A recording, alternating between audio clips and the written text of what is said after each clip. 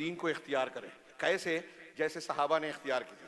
سیدنا ابوبکر صدیق کا ایک جملہ، عمر فاروق کا ایک جملہ نقل کر کے میں اپنی بات کو سمیٹوں گا.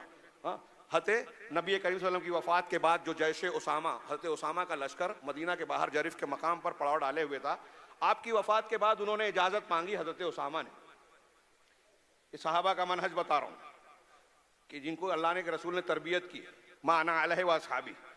تو انہوں نے کہا کہ میں واپس آ جانا چاہتا ہوں. تو حضرت ابوبکر صدیق نے اجازت نہیں دی. اور اس کے بعد حضرت اسامہ نے کہا کہ مجھے مدینہ اور ابوبکر صدیق پر ڈر ہے کہ دشمن حملہ کر دیں گے آپ کی وفات کے بعد. تو ابوبکر صدیق نے کیا جواب دیا کہ نہیں، تمہیں اپنی مہم پر جانا ہے، میں واپسی کی اجازت نہیں دے سکتا. اس کے بعد کیا کہا کہ لو خطفتنی الکلاب والذئاب لم ارد قضا بہ رسول اللہ صلی اللہ علیہ وسلم. اپنے عزم کا مظاہرہ ابوبکر صدیق نے کتنے زبردست الفاظ میں کیا. یہ تاریخ طبری میں مروی روایت ہے، اس کے الفاظ ہیں.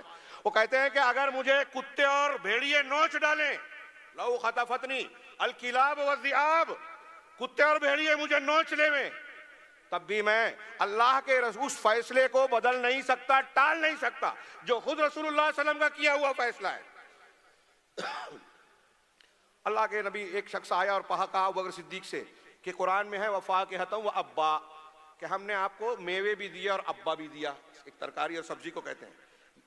تو ابوبکر صدیق سے پوچھنے والے نے کہا کہ فاکہہ تو ہم جانتے ہیں صدیق اکبر، لیکن یہ ابا سے کیا مراد ہے؟ حضرت ابوبکر صدیق کو بھی معلوم نہیں تھا. آج ہمارے ہاں بڑے بڑے لوگ جو ہیں اسٹیج سجا کر وہ عالم نہیں ہے، علم دین کی گہرائیوں سے واقف نہیں ہے، ہو سکتا ہے نیت اچھی ہو، فتویٰ دے رہے ہیں. ابوبکر صدیق کا یہ جملہ سنیں، اہل سنت والجماعت کا اس سے دستور بنا. اور قرآن کے بارے میں اپنی رائے سے، خیال سے کچھ نہیں کہنا. شریعت کے بارے میں اگر معلوم نہیں ہے تو کہہ دینا نہیں معلوم، یہ علم ہے آدھا. سیدنا ابوبکر صدیق نے کہا ایو سمائن تذلنی و ایو ارض تقلنی اذا قلت فی کلام اللہ ما لا اعلم.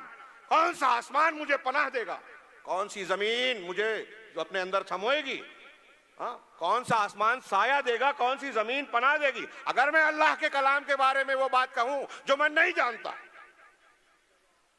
منہج دیکھیے ابوبکر جی، قرآن میں اپنے طرف سے کچھ نہیں کہنا. اللہ کے رسول کا کوئی فیصلہ ہے تو صدیق اکبر نہیں بدل سکتے.